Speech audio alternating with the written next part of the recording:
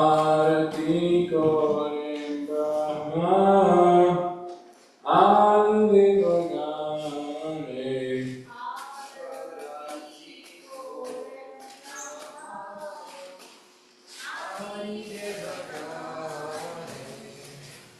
Arati Kore Brahma Adi Devagane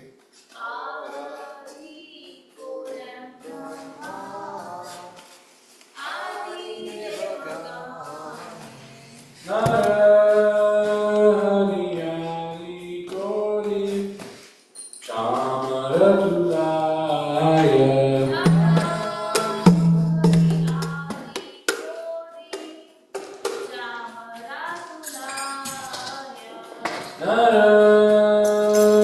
Narayani Kori Chamarajulaya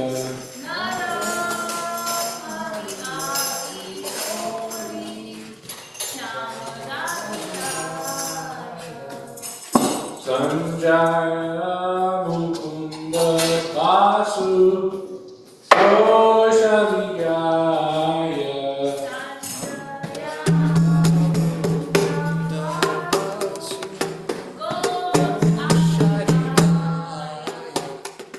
Sanjaya Mukunda Vasu Oshadigaya There's some almond juice in the toolbox. Shankara Bhajaganta Bhaje Bhajagatala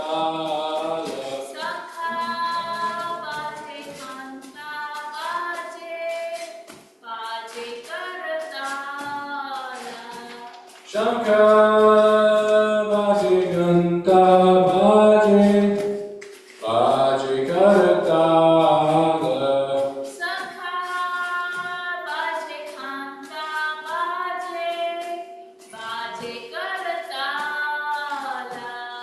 Madhura Mridanga Bhaje Paramarasala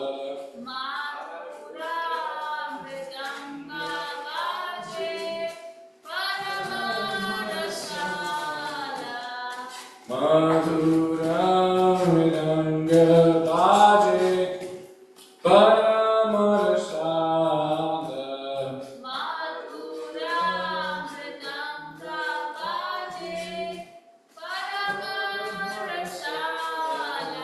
Bahu Kati Chandra Dini Vadanaupada Bahu Kati Chandra Dini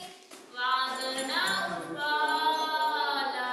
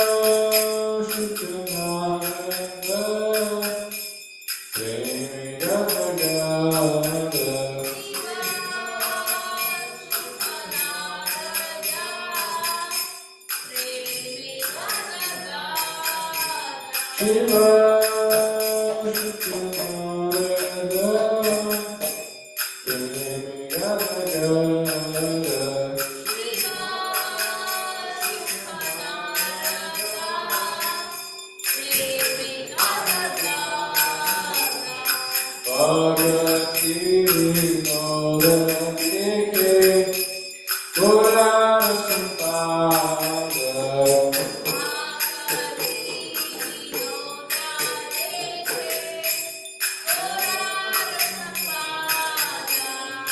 Bhagati Vinoda Deke Gora Sampada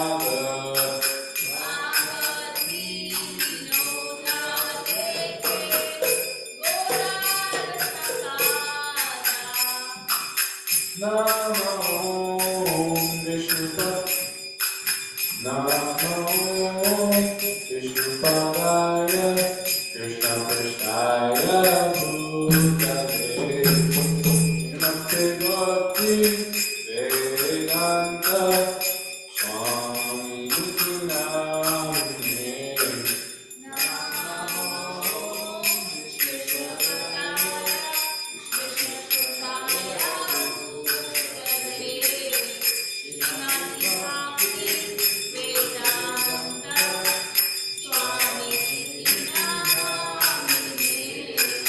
Namaste Saraswati Devi Gauravani Pracharine Nirvishesha Shunyavadi Paschatya Vishwakarine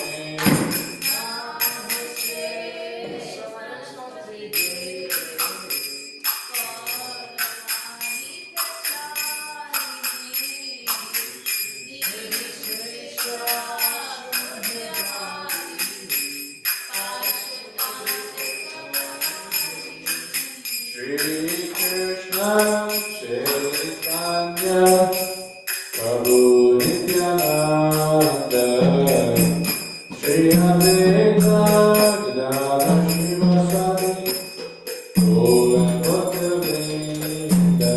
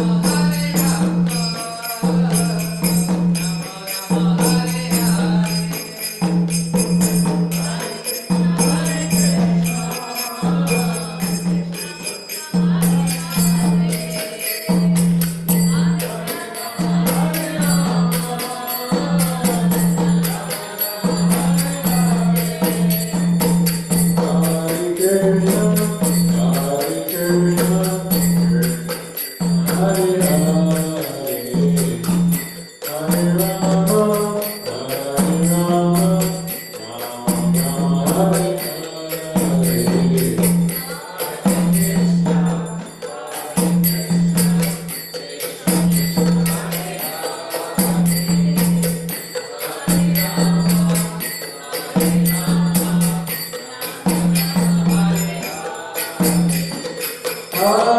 Krishna, Hare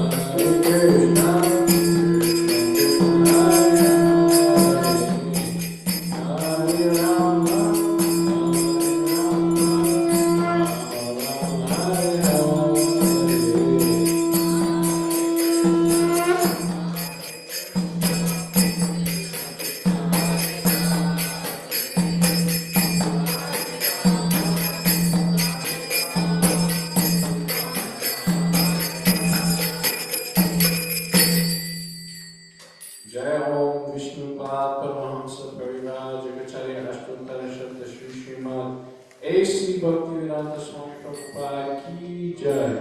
जय ओम विष्णुपाद परमहंस परिवार जगचार्य अष्टोत्तर शब्द श्री श्रीमद भक्ति सिद्धांत सरस्वती गोस्वामी महाराज प्रभुपाद की जय। अनंत कोटि वैष्णव वृंद की जय। नामाचार्य श्री हरिदास ठाकुर की जय। प्रेम से कहो श्री कृष्ण चैतन्य प्रभु नित्यानंद श्री अद्वैत गदाधर श्रीवासादि गौर भक्त वृंद की जय। श्री श्री राधा कृष्ण गोप गोपीनाथ श्याम कुंड राधा कुंड गिरि गोवर्धन की जय। वृंदावन धाम की जय। नावद्वीप धाम की जय। मथुरा धाम की जय। जगन्नाथपुरी धाम की जय। भक्ति देवी की जय। तुलसी देवी की जय। यमुना माई की जय। गंगा माई की जय। समवेत भक्त वृंद की जय। All glories to the assembled devotees. All glories to the assembled devotees. All glories to the assembled devotees. All glories to Shri Guru and Gauranga.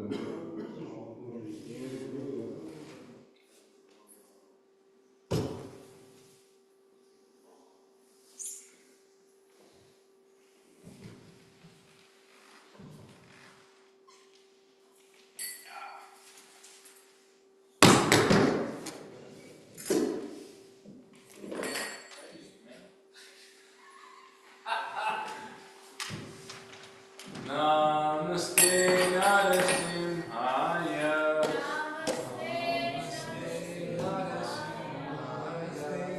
Prahlada Lada Daine.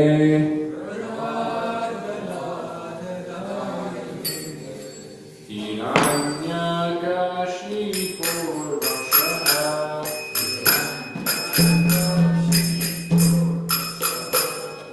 Shila Pankana Kalaye.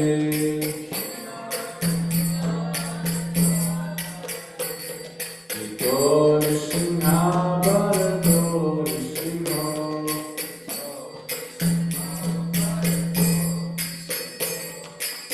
Vitor Yam Tator Singha.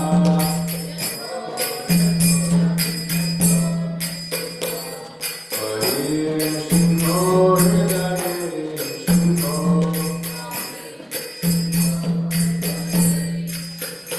Hare Singha Hare Sharanam Prapati.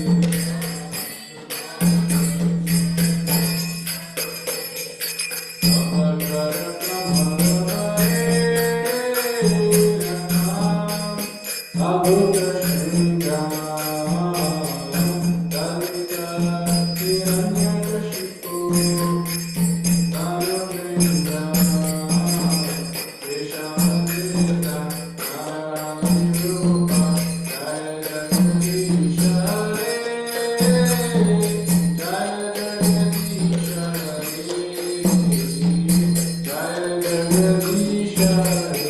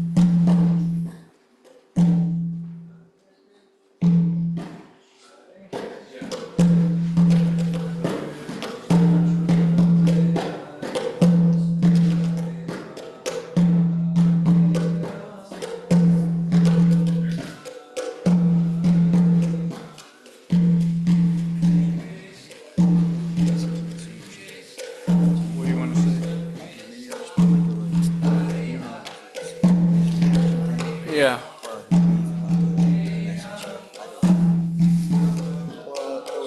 So that Maharaj knows when it's ready to talk. Yeah, both ways. Yeah, so I'll send something here and one before. Okay. I mean, I could come down, but this might be faster. Yeah. Okay.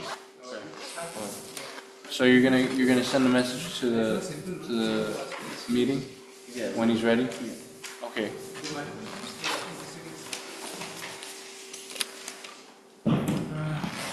Hare Krishna, Hare Krishna, Krishna Krishna.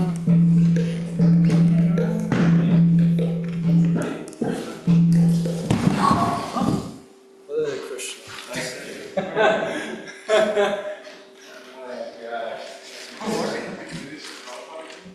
Did we get it on camera? I think you're on camera.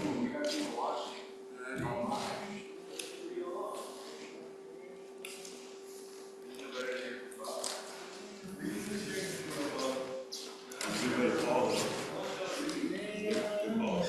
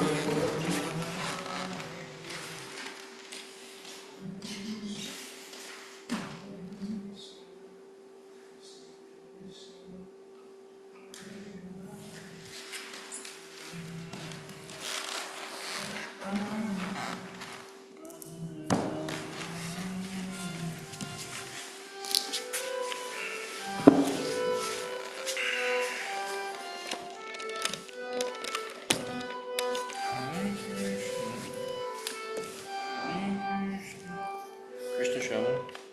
We're gonna pass the mic around because we're gonna read from the Bhagavad Gita. We're just reading. Nobody's giving class. So, do you wanna participate in that, or should we? Okay. You will. Yeah. The chapter, Chapter 8. first one. Verse. No, not verse 1.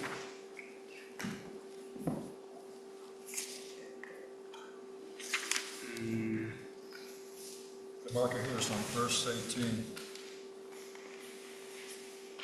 Yeah. Chapter 8, verse 18. Yeah, I think that's it. Okay. You start. Chapter 8, text 18. 428. Yeah.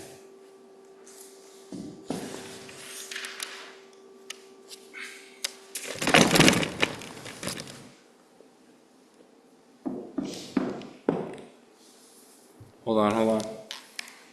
Maharaj wants to speak, I think. Yeah. 1 second, Maharaj.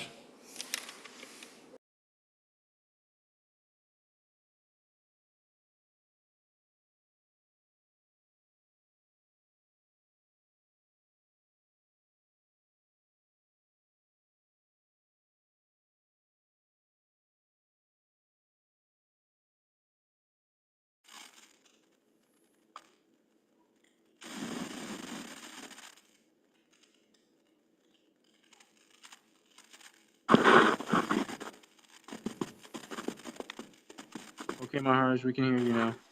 Okay, so what's the program tonight? I was told that we were just gonna read from Bhagavad Gita. Which verse? We left off at chapter 8, text 18. Okay, so we're going to 8 to 29.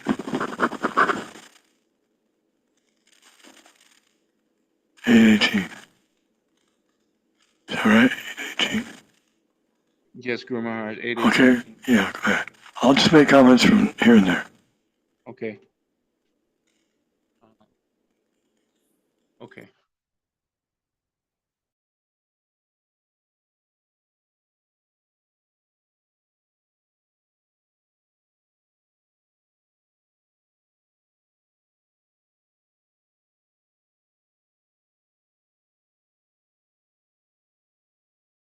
Okay, go ahead.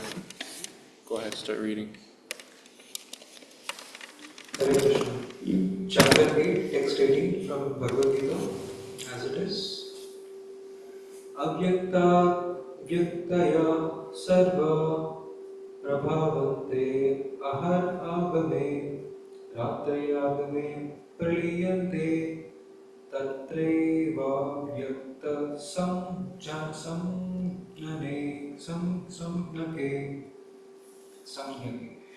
Translation.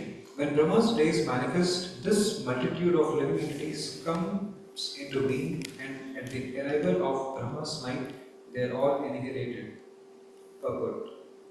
The less intelligent jivas try to remain within this material world and are accordingly elevated and degraded in the various planetary systems.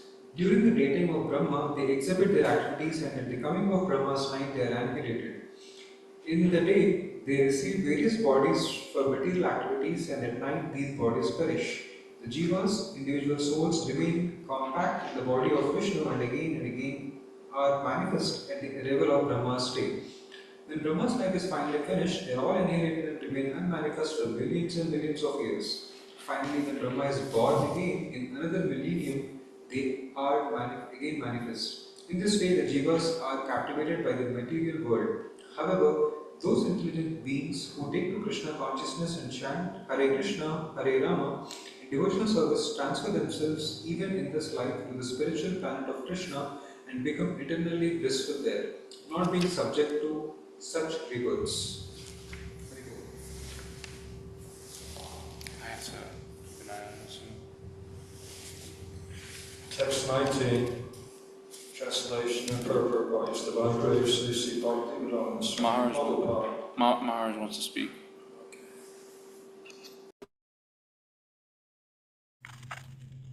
Yeah, that's it. Can you hear me?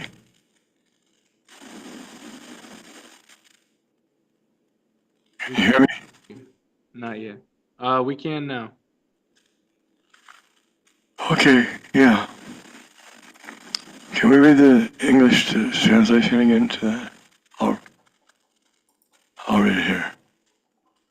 You can read it in the mic. You go speak in the mic. Leave it there. Speak into it. When Brahma's days manifest this Louder. When Brahma's days manifest, this multitude of living entities comes into being, and at the arrival of Brahma's night, they are all annihilated. So this is what happens to the souls. Living entities who are not engaged in devotional service. They're subjected to so many time restraints. Their lifetime is limited per time they get a particular body. And they have to change bodies. And they have to change planets. And they have to go to sleep. It's like sleep is not. It's not like Mahavishnu sleep. It's not yoga nidra. It's sleeping in ignorance. At least for most of the living entities.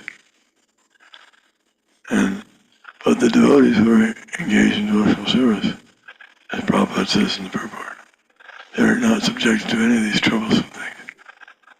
They get rid of all the difficulties of having to take birth and death and go to sleep when it's time to conk out. In other words, they get free from the ignorance. They can go back to Krishna and Krishna's planet and enjoy there. Thank you.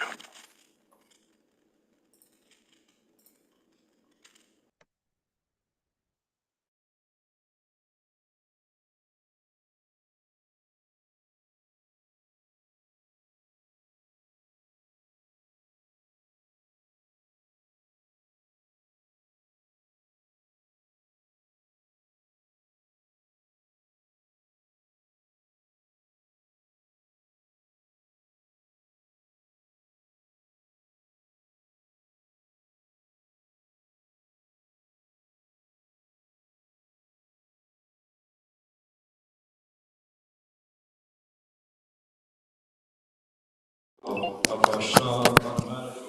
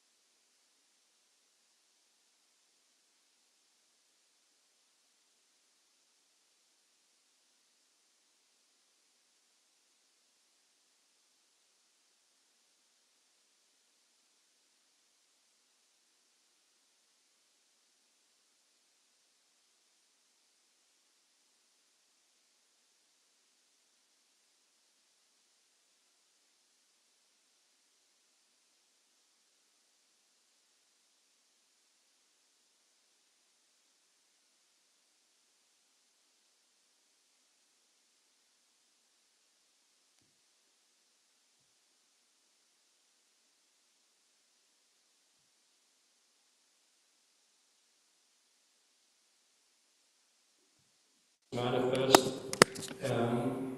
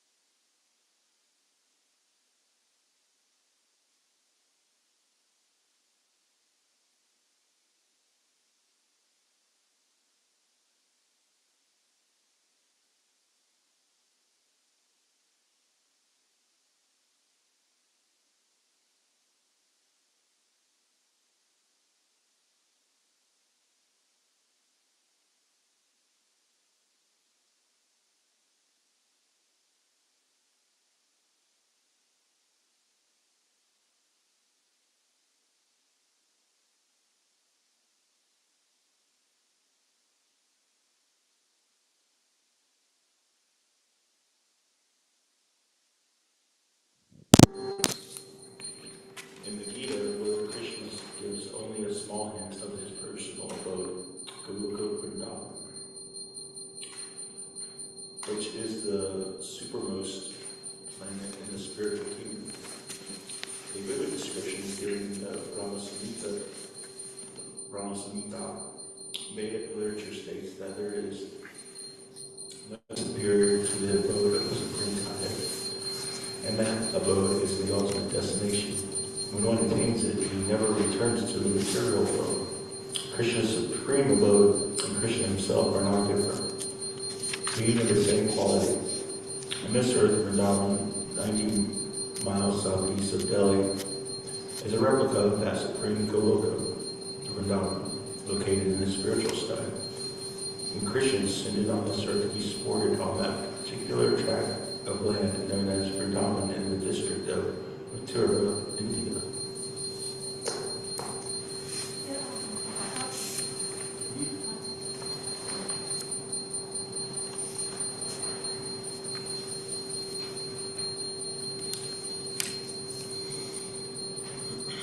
Text 22. Purushasya parahaprata bhaktya lipyatva anayaya yasyantaha sthani bhutani yena sarvam idam tatam. Translation. The Supreme Personality of Godhead, who is greater than all, is attainable by unalloyed devotion. Although he is present in his abode, he is all-pervading and everything is situated within him. Purport. It is here clearly stated that the supreme destination from which there is no return is the abode of Krishna, the Supreme Person. The Brahma Samhita describes the supreme abode as Ananta Chinmaya Rasa, a place where everything is full of spiritual bliss. All the variegatedness manifest there is of the quality of spiritual bliss. Nothing there is material. That variegatedness is expanded as the spiritual expansion of the Supreme Godhead Himself. For the manifestation that is totally of the spiritual energy, as explained in chapter 7. As far as this material world is concerned, although the Lord is always in His supreme abode, He is nonetheless all-pervading by His material energy. So, by His spiritual and material energies, He is present everywhere, both in the material and in the spiritual universes. Yasyantaha sthani means that everything is sustained within him, within either his spiritual or material energy. The Lord is all-pervading by these two energies. To enter Krishna's supreme abode or the innumerable Vaikuntha planets is possible only by bhakti, devotional service, as clearly indicated here by the word bhaktiyat. No other process can help one attain that supreme abode. The Vedas, Gopala Tapani Upanishad 1:1 is also describe the supreme abode and the supreme personality of Godhead. Eko Vasi Sarvakaha Krishnaha. In that abode, there is only one supreme personality of Godhead, whose name is Krishna. He is the supreme merciful deity. And although situated there as one, he has expanded himself into millions and millions of plenary expansions. The Vedas compare the Lord to a tree, standing still yet bearing many varieties of fruits, flowers, and changing leaves. The plenary expansions of the Lord, who preside over the Vaikuntha planets, are four-armed, and they are known by a variety of names. Purushottama, Trivikrama, Keshava, Madhava, Anuradha, Rishikesa, Sankarsana, Pratyumna, Sridhara, Vasudeva, Damodara, Janardhana, Narayana, Vamana, Padmanabha, etc.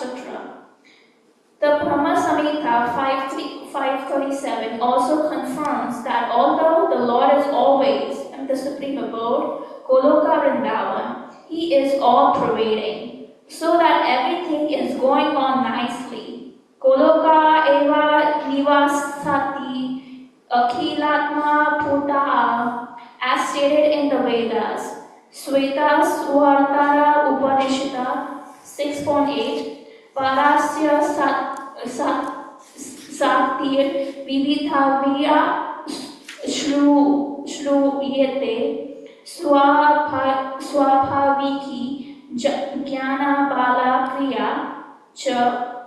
His energies are so expansive that they systematically conduct everything in the cosmic manifestation without a flaw, although the Supreme Lord is far, far away.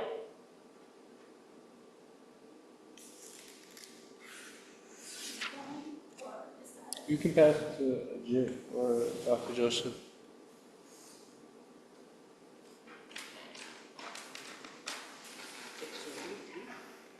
Yes.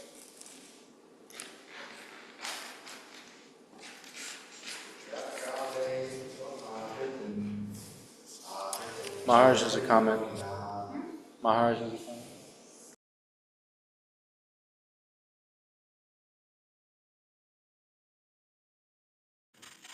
Can you hear me?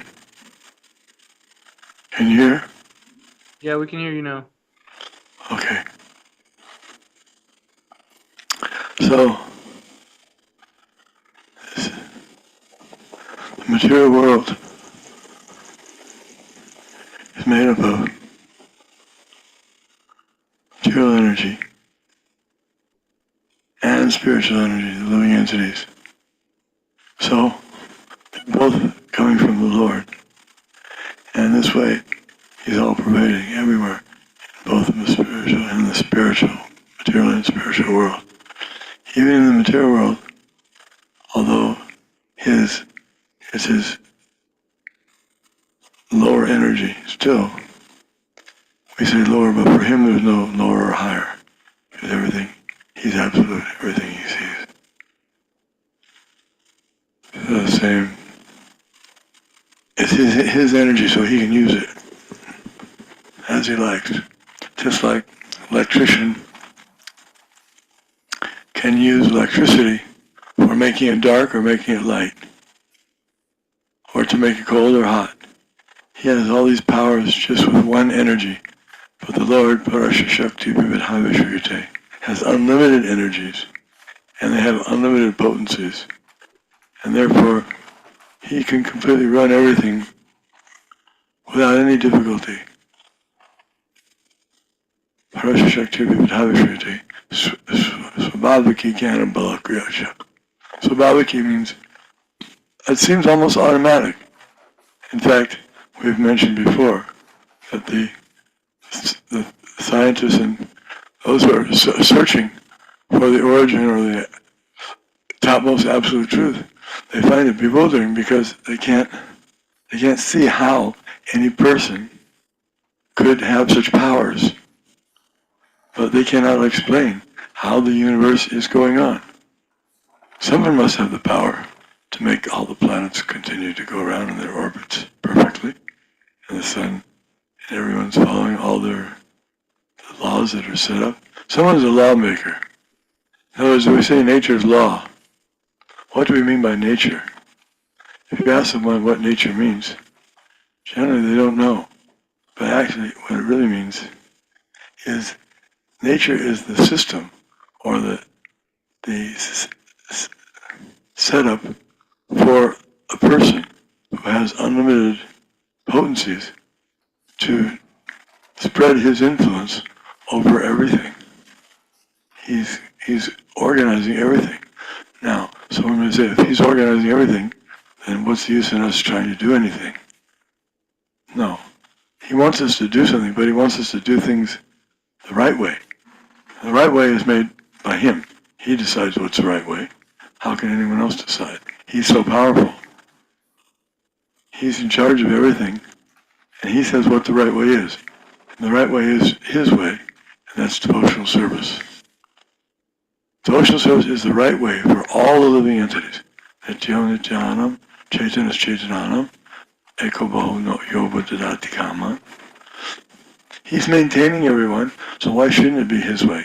He has all the power, he has all the beauty, all the fame, all the renunciation, all knowledge. Why should he not be the one who's deciding everything? And he decides things perfectly. Nobody is getting any cheating. Actually, that's the beauty of this system. Although most people are in ignorance, they think that they're being cheated. It's not going the way they want. They think that the universe is supposed to be set up to give them what they want. But that's not very intelligent because obviously if the universe only acted on what they want, it would be a very selfish place to live. Everyone would say, I want that house, I want that girl, I want that man, I want that money. We'd be having more wars than we already have. At least now. That's not the way the universe is set up. The universe is set up to be organized the way the Lord likes. And He has it set up so perfectly that those who cooperate with Him can live with Him in bliss, in perfect peace, bliss, unlimited, without any interruption of time, disease, old age, death, none of these things. Now you may say, well, how's that possible? It's not possible to our minds. It's not possible for us to do that. But it is. We sometimes try to make kingdoms of God without God. It doesn't work that way. The thing that makes it work is that God is there. And God is in the center, and we agree. Anyone who doesn't agree will not be able to stay there. That's just the way the Lord has arranged it. Because, first of all, He doesn't want to stay. Someone who doesn't want to be there and cooperate with Krishna, then Krishna doesn't force him. You can go wherever you like. You can, if you want to take birth in somewhere else, you want to have a big body, big bird, you can get a big bird's body someplace. Or somewhere else you can be a little horse, you can run. So many different types of bodies, 8,400,000 species. And the Lord provides all of them to satisfy the desires of the living entities. But those who just want to serve Krishna in love, that's the highest perfection. And they get the best of everything. And that's fair, because they deserve the best, because they're serving the best. They're acting under the direction of the best. So obviously they're doing the right thing. That's good for all living entities. They're not acting selfishly, just for themselves. Thank you.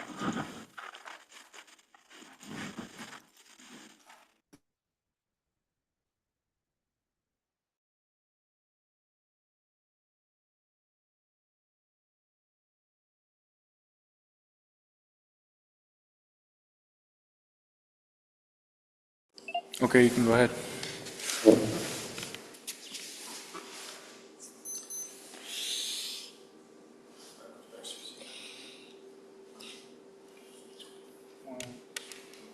Twenty-two. Thank you, Maharaj. Text 23. Yatra kale tvanam vitim avitim jaiva yogina pradyata yam vitam kalam vakshyami bharatarshava.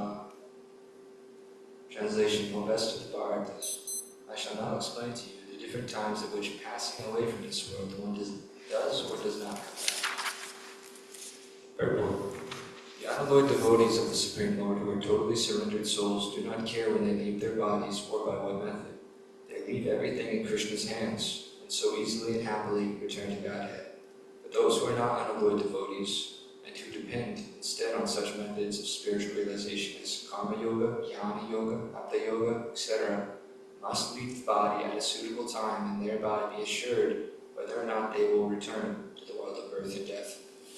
If the yogi is perfect, he can select the time and place for leaving this material world. But if he is not so perfect, then he has to leave at nature's will.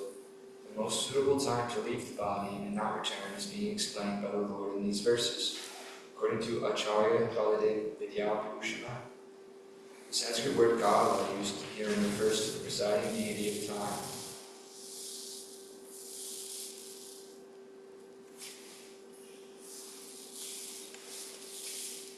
Text 24.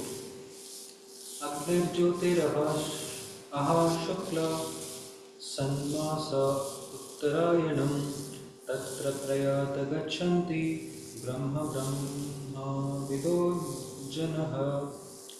Translation by His Divine Grace A.C. Bhaktivedanta Swami Prabhupada.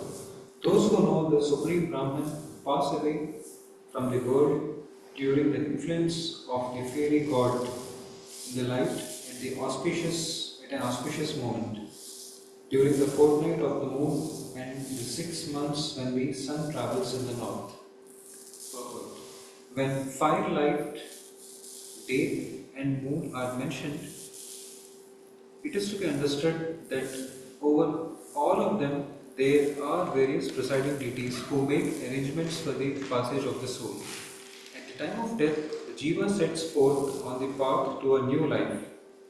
If one leaves the body at the time designated above, either accidentally or by arrangement, it is possible for him to attain the impersonal Brahmajyoti. Mystics who are advanced in yoga practice can arrange the time and place to leave the body. Others have no control. If by accident they leave at an auspicious moment, then they will not return to this cycle of birth and death. But if not, then there is every possibility that they will have to return. However, for the pure devotee Krishna consciousness, there is no fear of returning, whether he leaves the body at an auspicious or inauspicious moment, by accident or arrangement.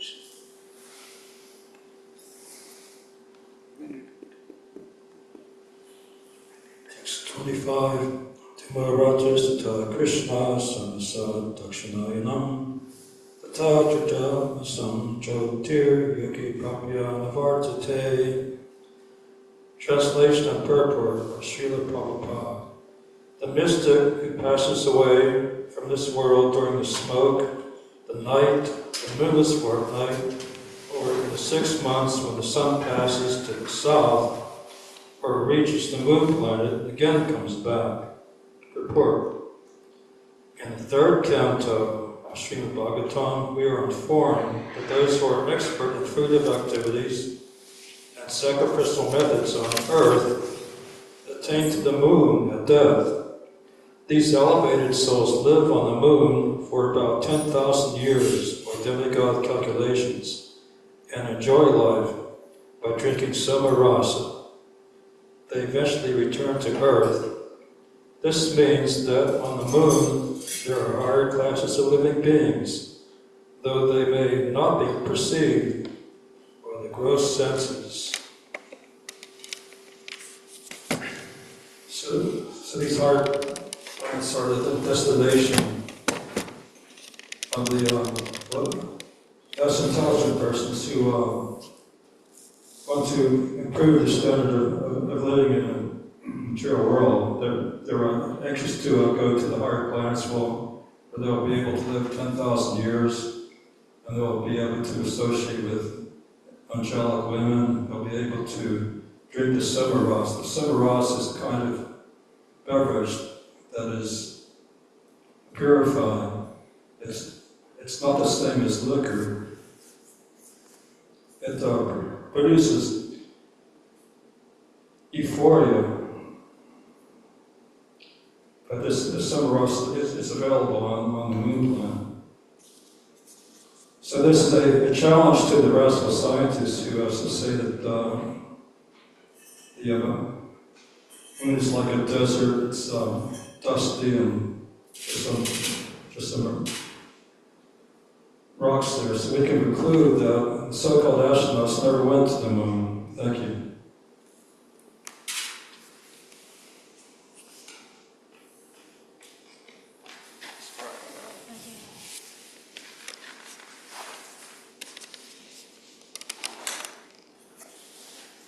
Okay, text 26.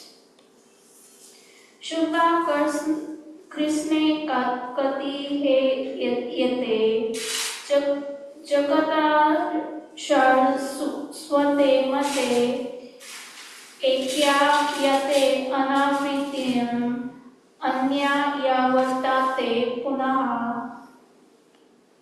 Translation. According to Vedic opinion, there are 2 ways of passing from this world. One is in light, one in light and one in darkness.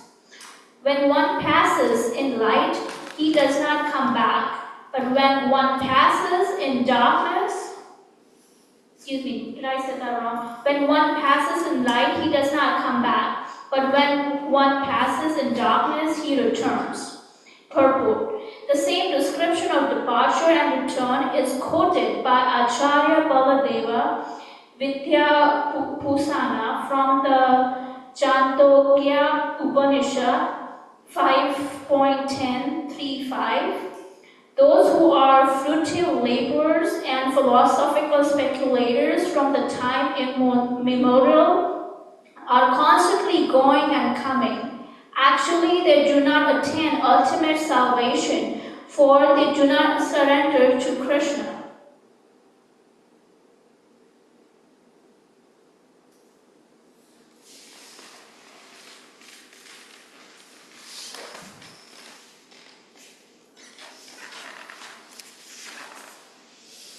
Hello? Sorry, Guru Maharaj.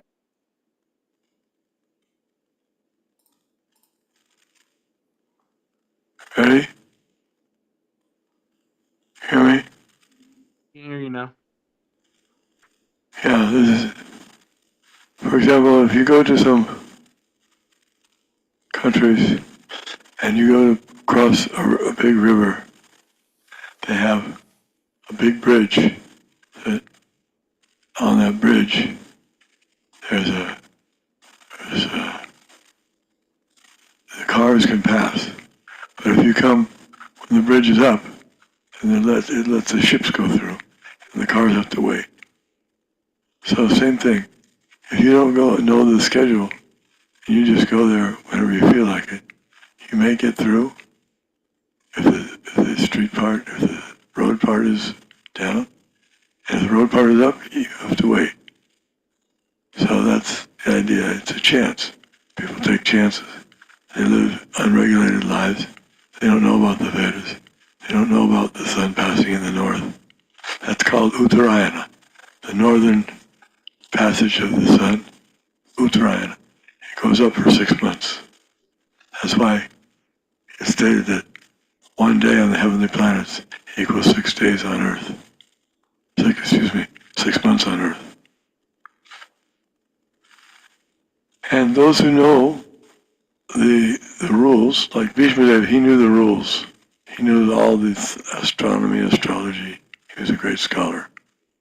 So he knew when it was auspicious time for him to depart. And he had received a benediction, as some of you know, from his father, that he would not have to leave his body unless he wanted to. No matter what the state the body was in, he would not die unless he wanted to. So he decided his body was shot full of arrows of Arjuna. So he decided, I'll just stay here until the auspicious time when the sun passes in the north.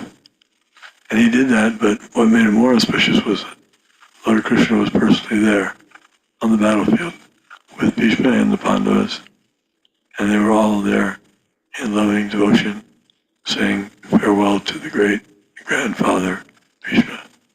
Haribol.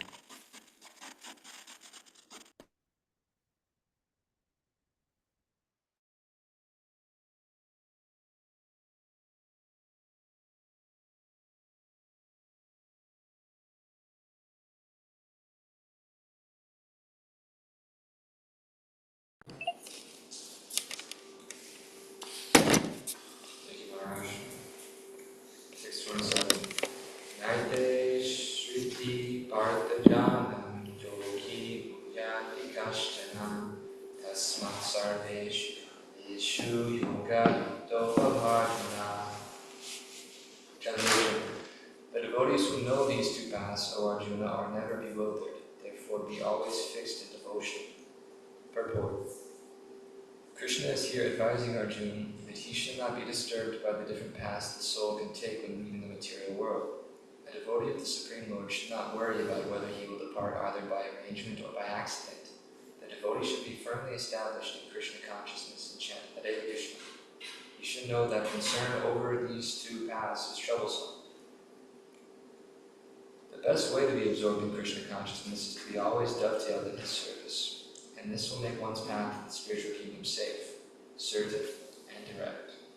The word yoga yukta is especially significant in this verse. One who is firm in yoga is constantly engaged in Krishna consciousness in all of his activities. Sri Rupa Goswami advises that one should be unattached to the material world and that all affairs should be steeped in Krishna consciousness. In this way, one attains perfection. Therefore, the devotee is not disturbed by these descriptions because he knows that his passage to the Supreme Abode is guaranteed by devotional service.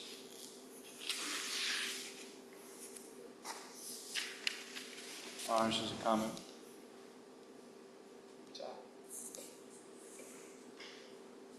I'm ready. Yes. Can you hear me? Can you hear?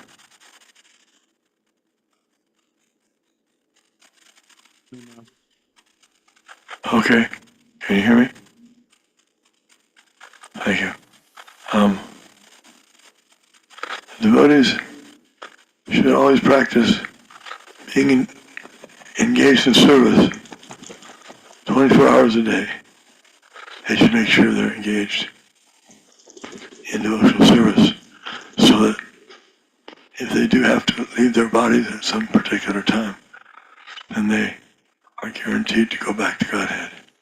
And that's another nice thing about devotional service is that it doesn't make any difference for them, for a devotee who leaves his body, whether he leaves at a so-called auspicious time or inauspicious time, because devotional service is all auspicious, and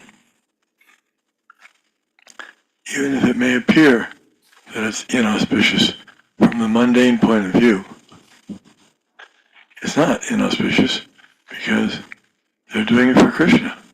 And if someone's serving Krishna, Krishna's certainly going to be very reciprocative and make sure that that person gets all arrangements to come to his abode immediately. As soon as he leaves, he comes back to him. He makes that arrangement. Sometimes he comes personally to bring the daughter back. Sometimes he sends the Vishnu Dutas to bring the soul back. Sometimes he sends a big airplane from Vaikuntha. There's different ways that he has, or other ways too, so many. But we should be confident that the Lord takes care of his trusted soldiers, his delightful devotees, who are serving him even in this material world, which at the present time is so degraded and has so many opportunities for falling down into Maya. But if they don't fall into Maya and they stay above the modes of material nature, then Krishna is very, very pleased with them. He makes all arrangements. All the Vaishnavas in the spiritual worlds will welcome them back to their eternal home. Krishna, thank you.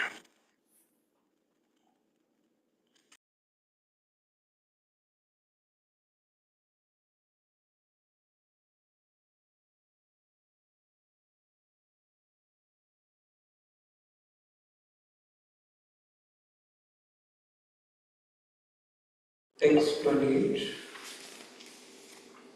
Vedeshu yajneshu tapeshu shaiva daneshu yat punyaphalam pradishtham adyeti tat sarva idam videtva yogi parasthanam apayati chadhyam. Translation. A person who accepts the path of devotional service is not bereft of the results derived from studying the Vedas, performing austere sacrifices, giving charity, or pursuing philosophical and fruitive activities. At the end, he reaches the supreme abode. Purport. This verse is the summation of the 7th and 8th chapters, particularly as the chapters deal with Krishna consciousness and devotional service. One has to study the Vedas under the guidance of the spiritual master and undergo many austerities and penances while living under his care. A brahmachari has to live in the hope of the spiritual master just like a servant, and he must beg alms from door to door and bring them to the spiritual master. He takes food only under the master's order, and if the master neglects to call the student for food that day, the student fasts. These are some of the Vedic principles for observing brahmacharya. After the student studies the Vedas under the master for a period from 5 to 20 years, he may become a man of perfect character. Study of the Vedas is not meant for the recreation of armchair speculators, but for the formation of character. After this training, the brahmachari is allowed to enter into household life and marry. When he is a householder, he also has to perform many sacrifices and strive for further enlightenment. Then, after retiring from household life, upon accepting the order of Vanaprastha, he undergoes severe penances such as living in forests, dressing with tree bark, not shaving, etc. By carrying out the orders of Brahmachari, householder, Vanaprastha, and finally Sannyasa, one becomes elevated to the perfectional stage of life. Some Some are then elevated to the heavenly kingdoms, and when they become even more advanced, they are liberated in the spiritual sky, either in the impersonal Brahmajyoti or in the Vaikuntha planets or Krishna Loka. This is the path outlined by Vedic literatures. The beauty of Krishna consciousness, however, is that by one stroke, by engaging in devotional service, one can surpass all rituals of the different orders of life. One should try to understand the 7th and 8th chapters of the Gita not by scholarship or mental speculation, but by hearing them in association with pure devotees. Chapters 6 through 12 are the essence of the Gita. If one is fortunate to understand the Gita, especially these middle 6 chapters in the association of devotees, then his life at once becomes glorified beyond all penances, sacrifices, charities, and speculations, etc. One should hear the Gita from the devotee because at the beginning of the 4th chapter it is stated that the Gita can only be perfectly understood by the devotees. Hearing the Gita from devotees, not from mental speculators, is called faith. Through association of devotees, one is placed in devotional service, and by this service, Krishna's activities, form, pastimes, name, etc. become clear, and all misgivings are dispelled. Once doubts are removed, the study of the Gita becomes extremely pleasurable and one develops a taste and feeling for Krishna consciousness. In the advanced stage, one falls completely in love with Krishna, and that is the beginning of the highest perfectional stage of life, which prepares the devotee's transference to Krishna's abode in the spiritual sky, Golok Vrindavan, where the devotee enters into eternal happiness. Thus ends the Bhaktivedanta purport to the 8th chapter of the Srimad Bhagavad Gita in the matter of attaining the Supreme. Bhagavad Gita ki jai. Jai. Srila Prabhupada ki Jai. jai. All glories to assembled devotees.